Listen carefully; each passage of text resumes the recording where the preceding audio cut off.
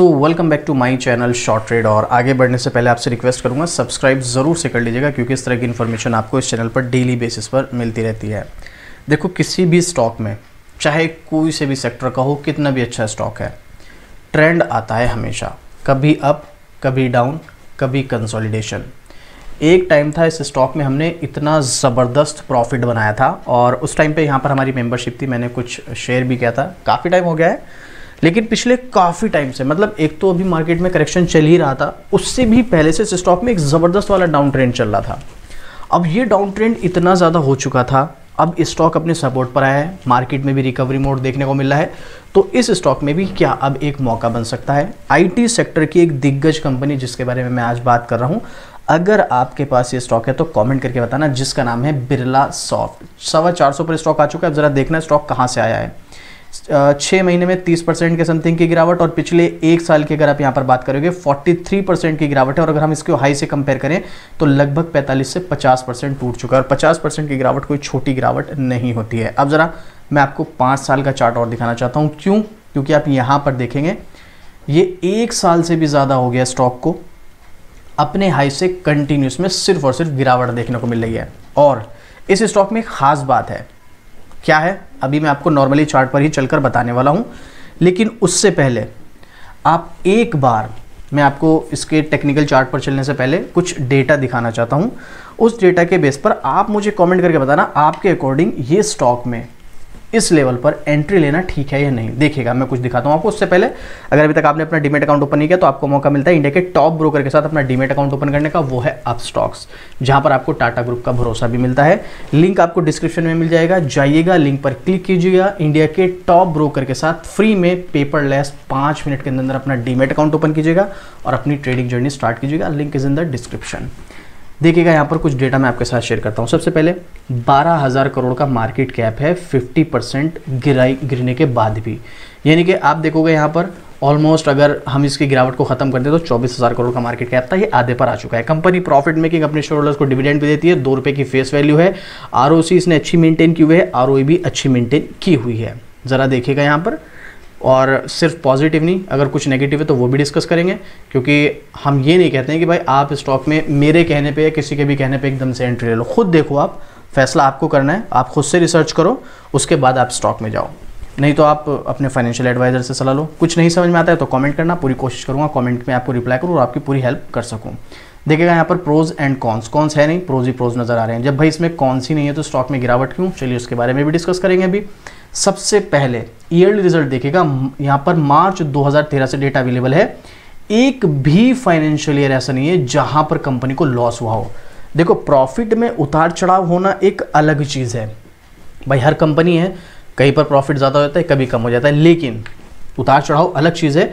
But एक भी financial year ऐसा नहीं जहां पर कंपनी को लॉस हुआ। और इसी के साथ साथ कंपनी की अर्निंग पर शेयर देखो 20.81 रुपये पर है इस टाइम, जो कि बहुत ज़्यादा अच्छी है। मतलब एक शेयर पर कंपनी 20.81 रुपये कमा रही है, बहुत कमाल की अर्निंग पर शेयर है इसकी। थोड़ा सा स्क्रॉल करेंगे, यहाँ पर सेल्स ग्रोथ देखेंगे, ठीक ठाक है। बीच में थोड़ी सी यहाँ पर लास्ट ईयर की थोड़ी सी हल्की देखने को मिल रही है। प्रॉफिट ग्रोथ अच्छी है, लास्ट ईयर की थोड़ी ख़राब है। बट CAGR पर अगर आप आओगे प्राइस, तो यहाँ पर आपको शॉर्ट टर्म में बहुत ख़राब परफॉर्मेंस देखने को मिलेगी। मैं फिर से रिपीट कर रहा हूँ, जो मैंने आपको स्टार्टिंग में बोला था ना, एक चीज़ बहुत कमाल की है, वो भी मैं अभी आपको आगे चलकर बताने वाला हूँ। वो चीज़ क्या है? रिटर्न ऑन इक्विटी अच्छी मेंटेन की हुई है। ज़रा अब बैलेंस शीट पर आओ। 12,000 करोड़ का मार्केट कैप है ना, 145 करोड़ का डेट, जो कि 2013 में 363 करोड़ का हुआ करता था, और 2015 में ये डेट बढ़कर 505 करोड़ का हो गया था, जिसको ये घटाकर 38 करोड़ तक भी ले आए थे 2019 में। उसके बाद दोबारा बढ़ा, लेकिन अभी भी 145 करोड़। मतलब पिछले 10-12 फाइनेंशियल ईयरों में इन्होंने अपने डेट को बढ़ने नहीं दिया है, बल्कि घटाया है। और ये एक कंपनी के डेट को कंटिन्यूसली अपने अंडर कंट्रोल में रखना बहुत बड़ी चीज़ होती है। ज़्यादातर कंपनी दिवालिया कब होती है? जब उनके ऊपर डेट ज़्यादा हो जाता है, इतना उनका प्रॉफिट नहीं होता है, डेट उनका बढ़ता जा रहा है। कोई कोई कंपनी तो ऐसी होती है कि डेट तो छोड़ो, उनका इंटरेस्ट भी नहीं चुकाया जाता जो उन्होंने लोन ले रखा है। यहाँ पर इसने बहुत अच्छी तरीके से मेंटेन किया हुआ है, तो इसका मतलब यहाँ पर इससे आपको पता चल रहा है कंपनी प्रॉफिट मेकिंग भी है, डेट भी नहीं बढ़ने दे रही है, तो पूरी तरीके से कंट्रोल में, कोई प्रॉब्लम नहीं। इसके अलावा मार्च 2013 में जो यहाँ पर 998 करोड़ के रिजर्व्स थे वो आज की डेट में 3200 करोड़ पहुँच गए हैं। ये भी ज़बरदस्त इंप्रूवमेंट हुआ है। लेकिन वहीं पर फिक्स एसेट में कोई खास इंप्रूवमेंट नहीं है, 619 करोड़ से बढ़कर 740 करोड़ है। बट ठीक है भाई, डेट अगर फिक्स एसेट बढ़े नहीं है तो घटे भी नहीं है, बीच बीच में घटे थे लेकिन मेंटेन किया हुआ है। पर इन्होंने रिजर्व्स को अच्छा मेंटेन किया हुआ है और अपने डेट को भी अच्छा मेंटेन किया हुआ है। तो यहाँ पर मैंने बोला था कुछ चीज़ें अच्छी कुछ चीज़ें नेगेटिव, तो यहाँ पर फिक्स एसेट थोड़ा सा और बढ़ रहे होते तो और ज़्यादा बेटर होता। बट फिर भी कोई प्रॉब्लम नहीं, ये डेटा भी अच्छा है, इसमें भी कोई इतना बड़ा इशू नहीं है। इसके अलावा यहाँ पर आप आएंगे शेयर होल्डिंग पैटर्न पर। यहाँ पर आपको लगेगा कि प्रमोटर्स की होल्डिंग 50% से कम है। देखो, प्रमोटर्स की होल्डिंग 50% या 60% हो तो ज़्यादा बेटर है, लेकिन इसका मतलब ये नहीं कि अगर प्रमोटर्स की होल्डिंग कम है तो वो कंपनी ख़राब है। जिसमें सबसे बड़ा एग्जांपल आईटीसी का ही लिया जाता है। भाई कितनी होल्डिंग है आईटीसी के पास, प्रमोटर्स के पास कुछ भी नहीं, और कंपनी किस लेवल पे है हम लोग जानते हैं ना। अगर आपको नहीं पता है तो एक बार गूगल कर लेना, आप सर्च कर लेना, देख लेना, नहीं तो मैं इसकी डिटेल वीडियो बना दूंगा, आपको बता दूंगा। इसके अलावा एफआईआई इस कंपनी में 11% के आसपास है। हालांकि एफआई ने यहाँ पर स्टेक को पिछले 4 क्वार्टर में कंटिन्यू ज़बरदस्त तरीके से घटाया है, 23.48% से घटाकर अभी सिर्फ 11%, ऑलमोस्ट 12% स्टेक घटाया एक साल के अंदर एफआई ने। ये है इसमें नेगेटिव पॉइंट। बट इसी के कंपैरिजन में आप जरा इसके अपोजिट डीआई पे जाओगे तो वहीं पर डीआई ने 4 क्वार्टर में कंटिन्यू स्टेक को बढ़ाया, 18.61 से बढ़ाकर 24.63 कर लिया है। तो ये है कि हाँ भाई, जितना एफआई ने घटाया उतना तो इन्होंने नहीं बढ़ाया, लेकिन ऑलमोस्ट अच्छा यहाँ पर डीआई ने अपने स्टेक को रखा हुआ है। तो अगर ओवरऑल आप देखोगे तो 35.36% का स्टेक तो सिर्फ एफआईआई और डीआई के पास है और 40% प्रमोटर के पास। बाकी का जो बचा 23-23.5% वो बचा पब्लिक के पास। शेयर होल्डिंग पैटर्न में अच्छा है यहाँ पर। अब देखते हैं क्या इसमें कोई स्टॉक प्लेज है, आप नाम पढ़ सकते हैं। तो चलिए थोड़ा सा स्क्रॉल करके मनी कंट्रोल के साइट पर इसका प्लेज और देख लेते हैं, क्या कोई प्लेज है। 40% का स्टेक तो है, 40.82% का पब्लिक यहाँ पर प्रमोटर के पास, लेकिन अच्छी बात क्या है कि इसमें एक भी स्टॉक प्लेज नहीं है। इसके अलावा यहाँ पर पब्लिक और एक्सपर्ट्स का क्या ओपिनियन है वो भी देखिएगा। यहाँ पर पब्लिक के ओपिनियन पर आओगे 100% सेल क्यों है, वो अभी डाउन ट्रेंड चल ही रहा है, अभी मैं आपको टेक्निकल चार्ट पर चलकर भी बताने वाला हूँ। इसके अलावा एक्सपर्ट्स क्या कहते हैं तो यहाँ पर मैं आपको वो भी दिखा देता हूँ। बाय रेटिंग वगैरह भी दी गई थी, इसमें 600 रुपये का टारगेट दिया गया था 13 फरवरी 2025 को, ये लास्ट मंथ दिया गया था। ठीक है, अभी 400 पर स्टॉक चल रहा है। शेर खान ने दिया था यहाँ पर टारगेट, तो वो चीज़ें हम यहाँ पर डिस्कस नहीं करेंगे, हम सीधा देखेंगे यहाँ पर एक्सपर्ट्स का ओपिनियन। तो आप देखिएगा 13 एनालिस्ट हैं जिन्होंने यहाँ पर रेटिंग दी है और अगले 1 साल के हिसाब से इस स्टॉक में अपना व्यू दिया है। तो अगले 1 साल के हिसाब से 13 एनालिस्ट में से 31% एनालिस्ट का मानना है कि स्टॉक में अगले 1 साल में अब तेज़ी आएगी, पिछले 1 साल से कंटिन्यू गिरावट है, तो इस स्टॉक में एंट्री लेनी चाहिए। वहीं पर इसके अपोजिट अगर आप जाएंगे तो 15% एनालिस्ट ऐसे हैं जो इसको सेल रिकमेंड करें कि भाई नहीं, अभी अगले 1 साल स्टॉक में और गिरावट होगी, आप इस स्टॉक को एग्जिट हो जाओ, सेल कर दो। लेकिन 31% एनालिस्ट ऐसे हैं जो कह रहे हैं कि अभी आप इसको होल्ड करके चलो, उसमें तेज़ी आने के चांसेस हैं।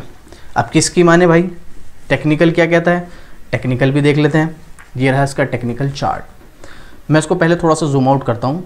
अब आप देखिएगा यहाँ पर जिस लेवल पर स्टॉक अभी है, एक्चुअल में ये कोई बहुत स्ट्रॉन्ग सपोर्ट लेवल है भी नहीं, इसीलिए शायद यहाँ पर पब्लिक के ओपिनियन पर आपको जो है हमने यहाँ पर देखा ना, पब्लिक का 100% ओपिनियन सेल देखने को मिल रहा है। अभी मैं आपको दोबारा दिखाता हूँ, ये रहा। क्योंकि जिस लेवल पर स्टॉक अभी है तो यहाँ पर बहुत ज़्यादा स्ट्रॉन्ग सपोर्ट नहीं है, लेकिन अगर मार्केट में रिकवरी होती है तो चांसेस हैं कि स्टॉक यहाँ से रिकवरी करे। बट रिकवरी करने का मतलब ये नहीं कि स्टॉक यहाँ से बस ऐसे जैसे यहाँ पर भाग रहा था ऐसे भागना शुरू कर देगा, नहीं, स्टॉक यहाँ से थोड़ा कंसोलिडेट चलेगा, उसके बाद धीरे धीरे करके ऊपर जाता हुआ नजर आएगा। उसमें थोड़ा टाइम लेगा, ऐसा नहीं कि एकदम से भागना शुरू कर देगा, ये नहीं है। दूसरी चीज़, हमको सीधे सीधे तौर पर नज़र आ रहा है ट्रेंड क्या है, इसमें डाउन ट्रेंड है। तो डाउन ट्रेंड है, इसका मतलब शॉर्ट टर्म मिड टर्म के अगर आप इसके व्यू रख कर इस स्टॉक में एंट्री लेने का प्लान करेंगे तो क्या होगा मुझे बताने की ज़रूरत नहीं है। तो सीधी सी बात है, ये स्टॉक देखो डाउन ट्रेंड, आपको कोई स्टॉक मिल रहा है उसमें सब कुछ आपको अच्छा नज़र आ रहा है, न्यूज़ अच्छी है, पॉजिटिविटी है और हमें लगता है कि स्टॉक वाकई में रिकवर कर सकता है, पूरे चांसेस है, तब भी इस स्टॉक में डाउन ट्रेंड है, तब भी आपको उस स्टॉक में अगर जाना है तो पहले ही डिसाइड करके चलो कि कम से कम माइंड में सेट रखो 6 महीने स्टॉक इसी रेंज में चलेगा। मतलब मैं ये नहीं कह रहा हूँ कि 6 महीने स्टॉक चलेगा, लेकिन अपने माइंड में रख के चलो कि 6 महीने स्टॉक कंसोलिडेट चल सकता है। अगर सब कुछ ठीक रहता है तो, अगर नेगेटिव रहा तो फिर तो नीचे जाएगा ही जाएगा, लेकिन अगर सब कुछ ठीक रहा तो स्टॉक कंसोलिडेट चलेगा। इसीलिए आपको इस तरह के स्टॉक्स में जहां पर रिकवरी के चांसेस होते हैं वहां पर आपको कम से कम 1 साल के लिए स्टॉक में एंट्री लेने का मौका दिया, कहा जाता है कि आप 1 साल का अगर व्यू है तो एंट्री लो, क्योंकि शॉर्ट टर्म के लिए जाओगे तो अभी परेशान करेगा, आप यहाँ पर परेशान होकर सेल करके निकल जाओगे। तो बेटर है लॉन्ग टर्म व्यू रखो, ज़्यादा ऑप्शन आपके लिए ज़्यादा बेटर रहेगा। अब कुछ लोगों ने जिन्होंने हाई लेवल पर बाइक रखा होगा, अगर आप अगले 2 साल 5 साल 10 साल का व्यू रखते हैं तो देखो इस तरह की गिरावट आपको दोबारा भी देखने को मिलेगी। मैंने आपको स्टार्टिंग में बोला था ना कैसे मौका बन रहा है, देखो यहाँ पर आप देखो मैंने 5 साल का चार्ट ओपन किया है। 2020 में 75 रुपये का स्टॉक था, उसके बाद 2021 में यहाँ पर 2022 में ही मान लो 2021 में ही 570 तक गया। 2022 के बाद से स्टॉक गिरकर 2023 तक 257 पर आया। 2023 से 2024 तक ये कहाँ गया 846, फिर 2024 से 2025 तक कहाँ आया 434। अब 2026 में क्या होगा, अब आप मुझे कमेंट करके बताओ। आप अगर नोटिस कर रहे हो हर 1 साल में तेज़ी आती है, 1 साल गिरावट, 1 साल तेज़ी, 1 साल गिरावट, और अगला जो साल है वो तेज़ी का हो सकता है। देखो मैं ये नहीं कह रहा हूँ कि ऐसा ही होगा, मुझे ऐसा लगता है तो मैंने आपके साथ शेयर किया अपना ओपिनियन। आपको क्या लगता है, क्या ऐसा ही होने वाला है? बाकी आपकी मर्जी है। एक बार फाइनेंशियल एडवाइजर से सलाह ज़रूर लेना कुछ भी करने से पहले, या खुद से रिसर्च करना। डाउट है, कोई क्वेश्चन है, कोई ओपिनियन शेयर करना चाहते हैं, कमेंट करना, आपको डेफिनेटली रिप्लाई मिलेगा। और आपके पास अगर स्टॉक है लॉन्ग टर्म व्यू तो आप इसमें एवरेज और एंट्री भी ले सकते हैं, और इस तरह की डेली अपडेट के लिए शॉर्ट ट्रेड को सब्सक्राइब भी कर सकते हैं। तो चलिए मिलते हैं फिर से इसी तरह की एक और ज़बरदस्त जानकारी के साथ। जय हिंद।